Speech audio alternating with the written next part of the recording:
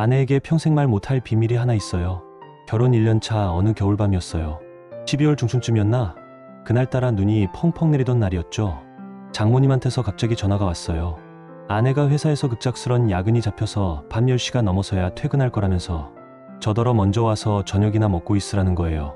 사실 그때만 해도 장모님이랑 단둘이 있는 게 조금 어색했거든요.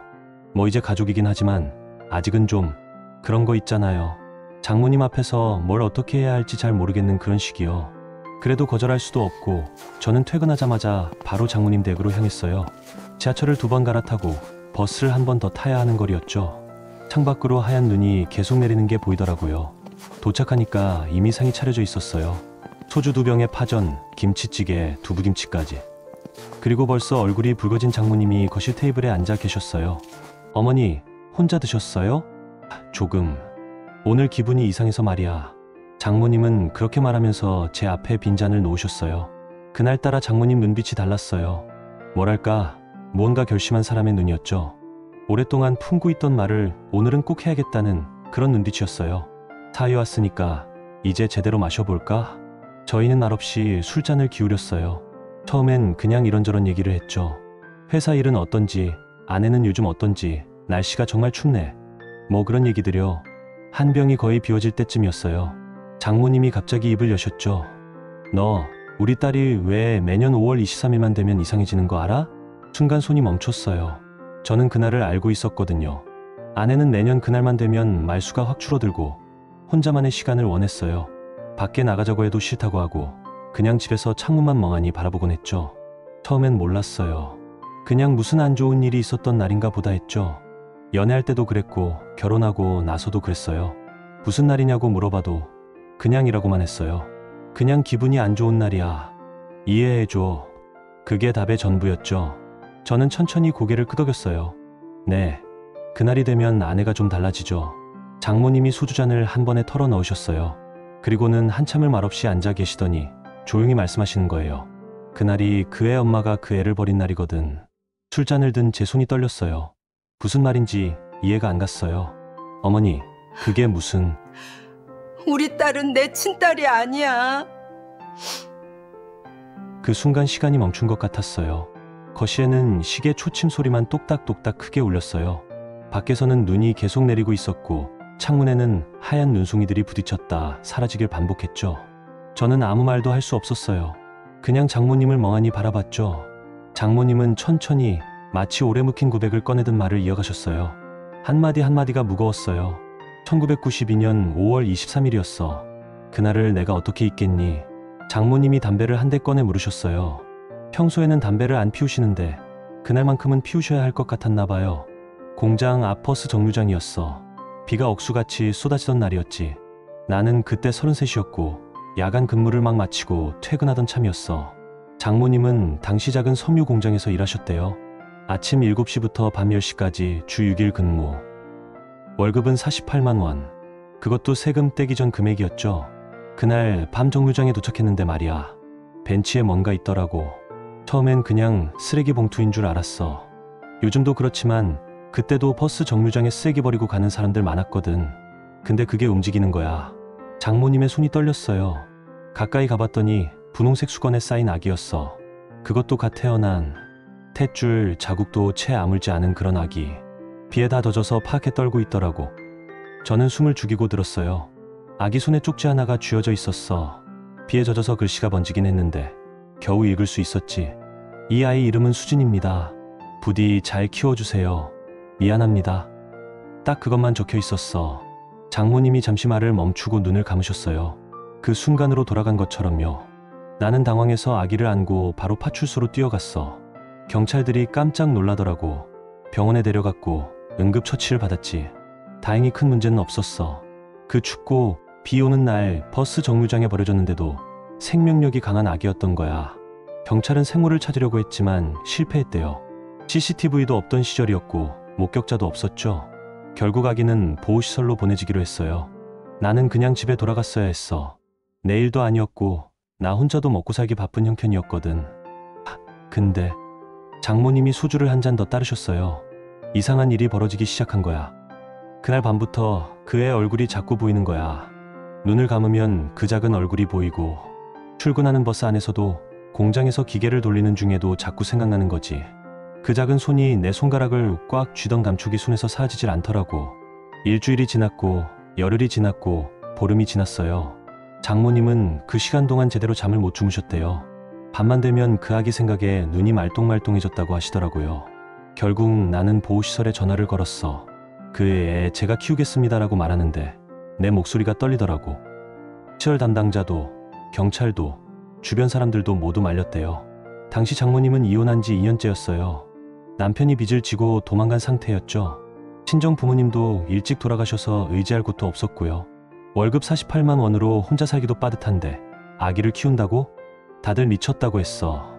너 혼자도 힘든데 무슨 아기를 키우냐고. 그냥 시설에 맡기면 더 잘 키울 거라고. 근데 있잖아. 장모님이 저를 똑바로 쳐다보셨어요.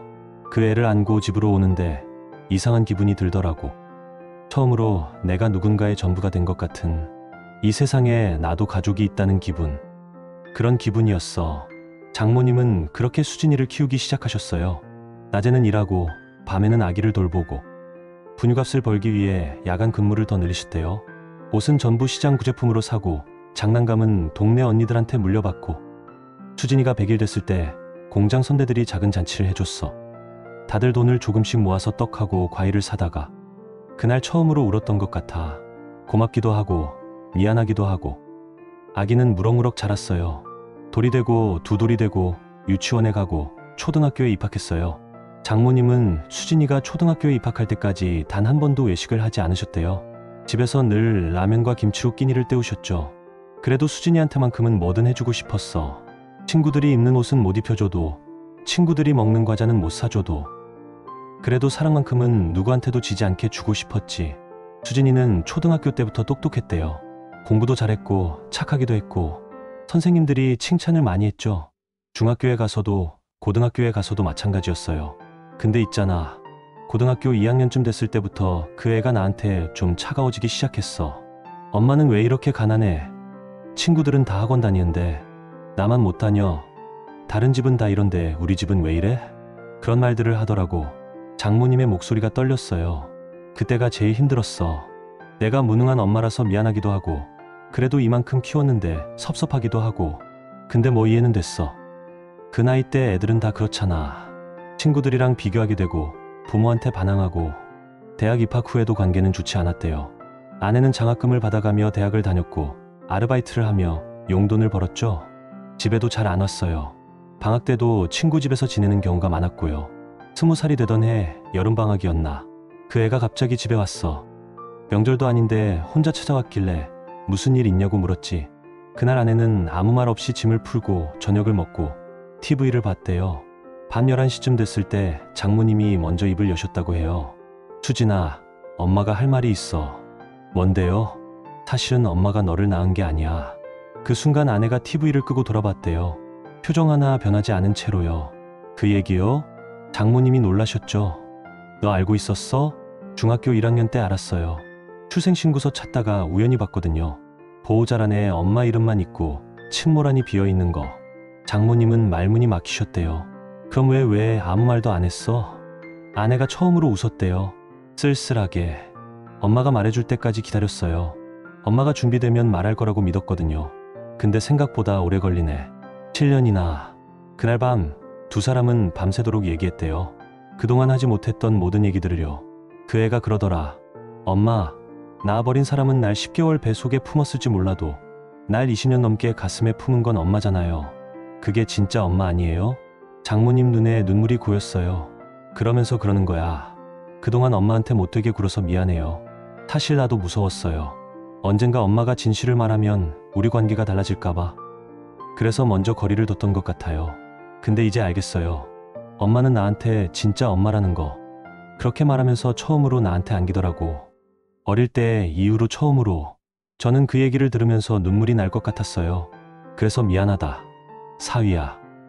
우리 딸이 너한테 무뚝뚝한 것도, 가끔 표현이 서툰 것도, 그 애는 평생 누군가에게 버려질까봐 먼저 벽을 쌓는 애야. 근데 너한테만큼은 그러지 않으려고 엄청 애쓰는 거 내가 다 알아. 그 애가 너 얘기할 때 눈빛이 달라. 처음 보는 눈빛이거든. 장모님이 제 손을 꽉 잡으셨어요. 우리 딸 부탁한다. 그 애 힘들 때 옆에 있어줘. 그 애가 표현을 못해도 사랑하고 있다는 거 잊지 말아줘. 그날 밤 11시쯤 아내가 도착했어요. 눈을 털며 들어온 아내는 야근으로 지친 얼굴이었죠. 어머니, 사위가 패 끼쳤죠? 무슨 소리? 좋은 사위인데. 아내가 저를 보며 물었어요. 어머니랑 뭐 얘기했어? 응. 어머니가 당신 어릴 때 얘기 좀 해주셨어. 아내가 슬쩍 웃더라고요. 뭐 창피한 얘기는 안 했죠. 아니, 당신이 얼마나 예쁜 아기였는지만. 집으로 돌아오는 길, 지하철 안에서 저는 창밖을 멍하니 바라봤어요. 여전히 눈이 내리고 있었죠. 그 뒤로 10년이 흘렀어요. 저는 아직도 그날의 비밀을 아내에게 말하지 않았어요. 아내는 제가 그 얘기를 알고 있다는 걸 모르고 있죠. 대신 매년 5월 23일이 되면 저는 일부러 회사에 반차를 내요. 올해도 그랬어요. 5월 23일 아침 아내가 출근 준비를 하는데 제가 말했죠. 나 오늘 반차야. 집에 있을 거야. 왜? 어디 아파? 아니, 그냥 쉬고 싶어서. 아내는 이상하다는 표정으로 출근했어요. 그리고 점심때쯤 퇴근했죠. 왜 진짜 집에 있어? 무슨 일 있어? 응. 오늘 당신이랑 하루 종일 같이 있고 싶었어. 미친 거 아니야? 그렇게 말하면서도 아내는 웃었어요. 그리고 그날 우리는 하루 종일 집에만 있었어요. 특별한 걸 한 건 아니었어요.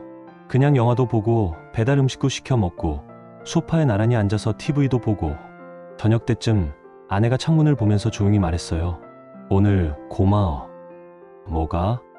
그냥 옆에 있어줘서. 저는 아내의 손을 꼭 잡았어요. 아내도 제 손을 꼭 잡아주었죠. 그리고 저는 생각했어요. 1992년 5월 23일 비 오던 그날, 한 여자가 버스 정류장에서 한 생명을 포기했고 다른 한 여자가 그 생명을 선택했다는 걸. 그 선택 덕분에 지금 제 옆에 이 사람이 있다는 거요. 그리고 이 비밀은 아마 평생 제 가슴 속에만 묻어둘 것 같아요.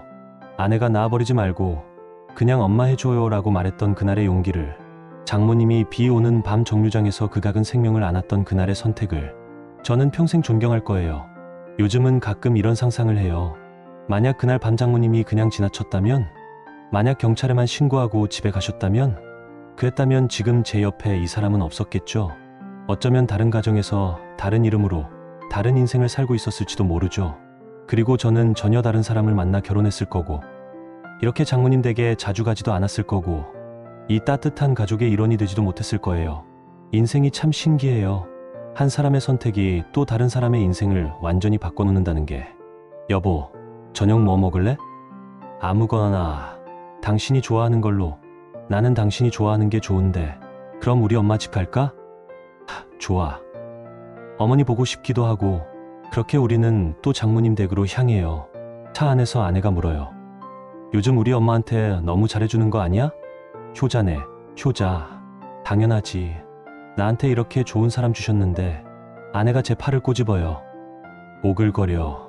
그렇게 말하면서도 웃고 있죠. 장모님 댁에 도착하면 역시나 상이 차려져 있어요. 어머니, 또 이렇게 많이 준비하셨어요? 뭘, 이 정도야. 세 사람이 둘러앉아 밥을 먹어요.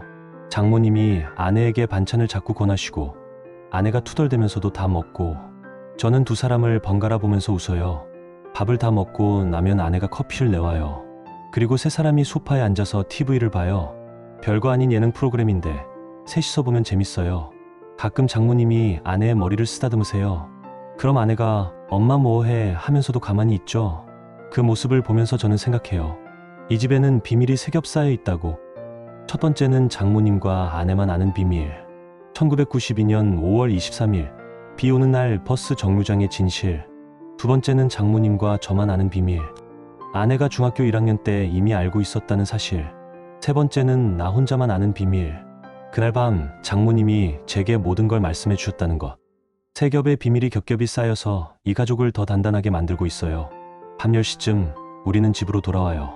집에 오는 길 아내가 제 손을 꼭 잡아요. 당신 고마워. 뭐가? 우리 엄마한테 잘해줘서. 당신 만나서 엄마가 정말 행복해 하시거든. 나도 어머니 만나서 행복해. 지금까지의 제 사연이, 아니 제 아내와 장모님의 사연이 감동적이라면 구독과 좋아요로 함께 해주시고 시청 소감을 댓글로 남겨주세요.